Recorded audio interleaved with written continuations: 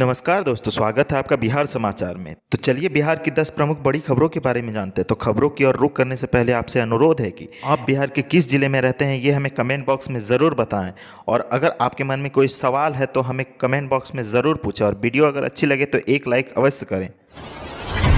आरडीबीआई ने specialist officers के 134 पदों पर भर्ती के लिए जारी किया नोटिफिकेशन। 7 जनवरी तक जारी रहेगी application process. Industrial development bank of India ने स्पेशलिस्ट ऑफिसर्स के 134 पदों पर भर्ती के लिए नोटिफिकेशन जारी किया है। इन पदों पर काम करने के इच्छुक कैंडिडेट्स आरडीबीआई की ऑफिशियल वेबसाइट rdbibank.in के जरिए ऑनलाइन आवेदन कर सकते हैं। इन पदों के लिए एप्लीकेशन प्रोसेस 24 दिसंबर से शुरू हो चुकी है, जो 7 जनवरी 2021 तक जारी रहेगी। आरडीबीआई के इन पदों पर आवेदन करने के लिए योग्यता विभिन्न पदों के मुताबिक भिन्न है। ऐसे में कैंडिडेट्स को सलाह दी जाती है कि वह विस्तार से जानकारी के लिए बैंक की वेबसाइट पर जारी नोटिफिकेशन देख लें। बैंक की तरफ से जारी नोटिफिकेशन के मुताबिक इन पदों पर कोई भी कैंडिडेट्स सिर्फ एक वैकेंसी के लिए अप्लाई कर सकते हैं। फीस जमा करने के बाद ही रजिस्ट्रेशन पूरा माना जाएगा। साथ ही इन पदों के तहत पोस्टिंग देश भर में कहीं भी हो सकती है। ऐसे में कैंडिडेट्स को सलाह दी जाती है कि ज़्यादा जानकारी के लिए ऑफिशियल वेबसाइट विजिट करें। मरीजों का प्लास्टर तक करने वाला कोई नहीं, पीएमसीएच की इमरजेंसी छोड़कर जा रहे हैं लोग। 50% से ज़्यादा बेड खाली। टाटा वार्ड में 24 घंटे में मात्र 122 मरीज आए। ऑर्थो इमरजेंसी भी सुना। जूनियर डॉक्टरों की हड़ताल का पटना मेडिकल कॉलेज में बड़ा असर दिख रहा है। हड़ताल का हर कदम मरीजों पर भारी पड़ रहा है। ओपीडी के बाद अब इमरजेंसी से भी मरीजों का पलायन हो रहा है। आसानी से नहीं मिलने वाले बेड 50% से अधिक खाली पड़े हैं। टाटा वार्ड की इमरजेंसी सामान्य दिनों में फुल रहती थी, लेकिन 24 घंटे में मात्र 122 मरीज आए। रात में ऑर्थो इमरजेंसी में मात्र 4 मामले आए हैं, जबकि सामान्य दिनों में यह संख्या लगभग 25 रहती है। इमरजेंसी में फ्रैक्चर वाले मरीजों का प्लास्टर तक नहीं हो पा रहा है। 3 दिनों की हड़ताल में इमरजेंसी से मरीजों का पलायन होने लगा है। पीएमसीएच में शुक्रवार को सन्नाटा रहा। ओपीडी तो बंद रही, लेकिन इमरजेंसी में आने वाले मरीजों को हड़ताल की जानकारी होने के बाद परिजन वापस ले जा रहे हैं। गोपालगंज के रामसेवक का कहना है कि हड़ताल के कारण उन्होंने अपनी मां को इमरजेंसी में भर्ती नहीं कराया। वहां उन्हें लेकर एक निजी अस्पताल चले गए। भाई को टाटा वार्ड की इमरजेंसी में भर्ती कराने वाले औरंगाबाद के विजय कुमार का कहना है कि वह अपने मरीज को लेकर प्राइवेट अस्पताल जा रहे हैं। मरीज की हालत में सुधार नहीं हो रहा है। विजय का कहना है कि अगर पलायन नहीं किया गया तो मरीज मर सकता था। बिहार के किसानों को दिए 142 करोड़। पीएम ने 7.54 लाख किसानों को भेजी सम्मान राशि। रजिस्ट्रेशन धीमा होने से 40 लाख अब भी कर रहे हैं इंतजार। प्रधानमंत्री किसान सम्मान निधि योजना के तहत बिहार के 7,54,000 किसानों के बैंक खाते में कुल 142 करोड़ की राशि दी गई। प्रधानमंत्री नरेंद्र मोदी ने वीडियो कॉन्फ्रेंसिंग के माध्यम से एक बटन दबाकर यह राशि भेजी है। पटना के बिहार कृषि प्रबंधन एवं विस्तार प्रशिक्षण संस्थान में इसके लिए कार्यक्रम आयोजित किया गया था। इसमें किसान इनोवेटर के साथ ही सभी जिलों में कुल 250 लाभार्थी पहुंचे थे। इस दौरान बिहार के कृषि मंत्री अमरेंद्र प्रताप सिंह के साथ केंद्रीय मंत्री नित्यानंद राय भी मौजूद थे। ड्रीम प्रोजेक्ट का निरीक्षण करने पहुंचे सीएम नीतीश कुमार, बोले 1 साल के भीतर पूरा हो जाएगा काम। सीएम नीतीश कुमार शुक्रवार को अपने ड्रीम प्रोजेक्ट लोहिया पत्र चक्र का निरीक्षण के लिए बेली रोड पहुंचे। ललित भवन के पास उन्होंने कामकाज का जायजा लिया। इस मौके पर सीएम नीतीश कुमार ने कहा कि आईआईटी दिल्ली का यह प्रोजेक्ट उन्हें काफी पसंद आया था। निरीक्षण के दौरान सीएम ने कहा कि 10 साल पहले ही यह पता चल गया था कि यहाँ ट्रैफिक व्यवस्था के लिए अलग तरह के पुलों का जाल चाहिए। इस वजह से आईआईटी दिल्ली का यह प्रोजेक्ट बिल्कुल नया और अलग दिखा। यहाँ की बढ़ती ट्रैफिक व्यवस्था को देख लगता था कि ऐसा सिस्टम बनाना चाहिए जिससे लोगों को हर जगह जाने के लिए अलग रास्ता चाहिए। उसी के हिसाब से यह प्रोजेक्ट था। इस वजह से ही इसका नाम लोहिया पथ चक्र रखा गया है। लोहिया पथ चक्र में 49 रास्ते रखे गए हैं। इसमें लोगों को काफ़ी सहूलियत होगी। सीएम नीतीश कुमार ने कहा कि इस पर काम पहले से ही शुरू हो गया था, लेकिन जमीन के अंदर पानी निकल गया। बाद में लगा कि बीच में ब्रिज बना देंगे, लेकिन रेलवे से जमीन मिल गई। इससे दूसरा ब्रिज बन रहा है। पानी की वजह से विशेषज्ञों ने डिजाइन में कुछ बदलाव किया है। इसको लेकर निरीक्षण किया। सभी ने आश्वस्त किया है कि जून के अंत तक एक पोर्शन हो जाएगा। बिहार में निजी बोरिंग कराने के लिए अब लेना होगा लाइसेंस। सरकार उठाने जा रही है सख्त कदम। बिहार में अब निजी बोरिंग कराने से पहले लाइसेंस लेना होगा। सरकार भूमिगत जल के बेहताशा बर्बादी पर पाबंदी लगाने जा रही है। सरकार के निर्देश पर लघु जल संसाधन विभाग ने संशोधित नियमावली तैयार किया है। बताया जा रहा है कि इसकी स्वीकृति के लिए कैबिनेट को भेजा जाएगा।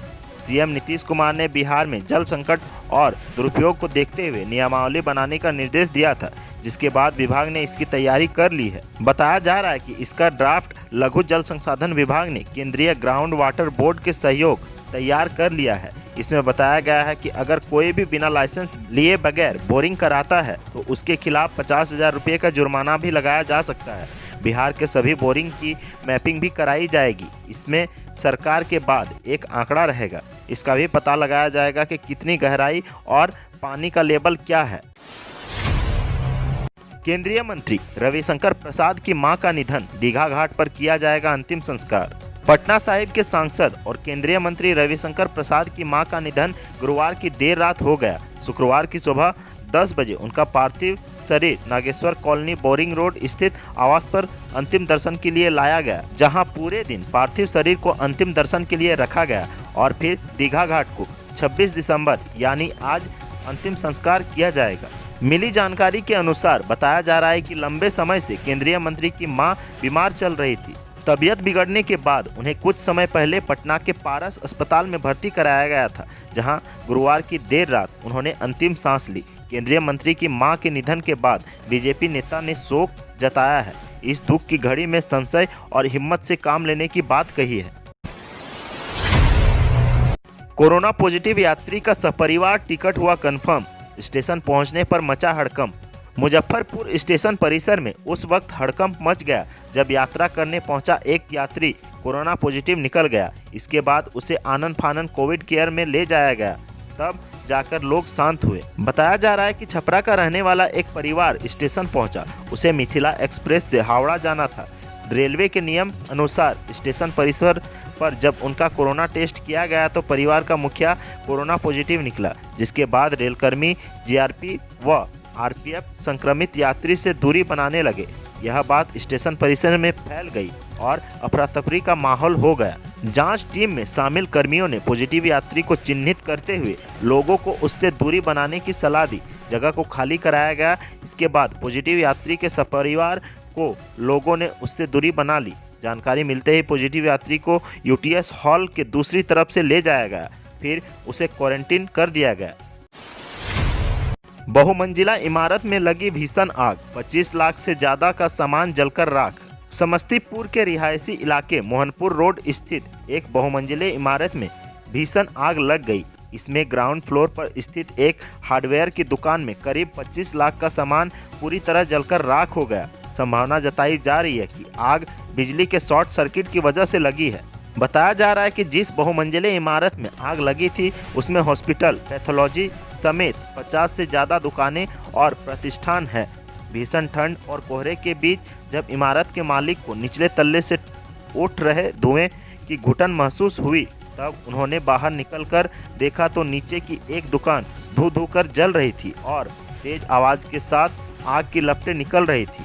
उन्होंने घटना की जानकारी तुरंत फायर ब्रिगेड और मुफस्सिल थाना को दी, जिसके बाद पुलिस और फायर ब्रिगेड की टीम मौके पर पहुंची। पहले बिजली के सप्लाई को कटवाया गया, फिर आग को आसपास के दुकान में फैलने से रोकने में कामयाबी मिली। लेकिन जिस हार्डवेयर दुकान में आग लगी थी उसके शटर को खोला गया तो उसमें रखे करीब 25 लाख से ज़्यादा के सभी सामान जलकर खाक हो चुके थे।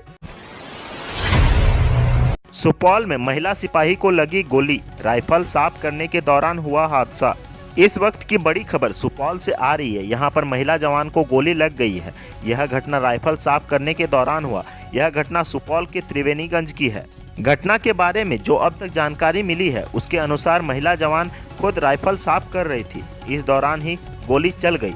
गोली महिला जवान के आर पार हो गई। महिला जवान को गंभीर स्थिति में सदर अस्पताल में भर्ती कराया गया है। महिला जवान के बारे में बताया जा रहा है कि त्रिवेणीगंज में पदस्थापित है और सुबह में राइफल साफ कर रही थी। जब इस दौरान फायरिंग हुई तो अफरा तफरी का माहौल हो गया। तुरंत जवान महिला सिपाही के पास पहुंचे तो देखा कि वह गोली लगने के बाद जमीन पर गिरी हुई है। फिलहाल पुलिस मामले की जांच में जुटी है। अब बात करते हैं कोरोना अपडेट की। तो बिहार में मिले कोरोना के 640 नए मरीज। राज्य में पॉजिटिव मरीजों का आंकड़ा पहुंचा 2,49,976। बिहार में कोरोना संक्रमण की रफ्तार अब धीमी हो गई है, लेकिन इसके बावजूद भी हर रोज हजारों की संख्या में पॉजिटिव मरीज मिल रहे हैं। स्वास्थ्य विभाग की ओर से ताज़ा अपडेट जारी की गई है। इस अपडेट के मुताबिक बिहार में 640 लोग कोरोना पॉजिटिव मिले हैं। इसके साथ ही राज्य में कोरोना संक्रमितों की संख्या बढ़कर 2,49,976 हो गई है। बिहार में फिलहाल 5,838 कोरोना के एक्टिव मरीज हैं। राजधानी पटना में कोरोना का कहर थमने का नाम नहीं ले रहा है। राजधानी पटना में एक बार फिर से सबसे ज़्यादा 273 नए मामले सामने आए हैं। शुक्रवार को जारी ताज़ा अपडेट के मुताबिक बिहार के विभिन्न जिलों से 640 नए मामले सामने आए हैं। इसके साथ ही राज्य में कोरोना मरीजों का आंकड़ा 2,49,976 हो गया है। आज की सुर्खियों में बस इतना ही। बिहार से जुड़ी खबरों के लिए सब्सक्राइब करें हमारे चैनल को और साथ ही साथ अपने दोस्तों और रिश्तेदारों में शेयर जरूर करें। धन्यवाद।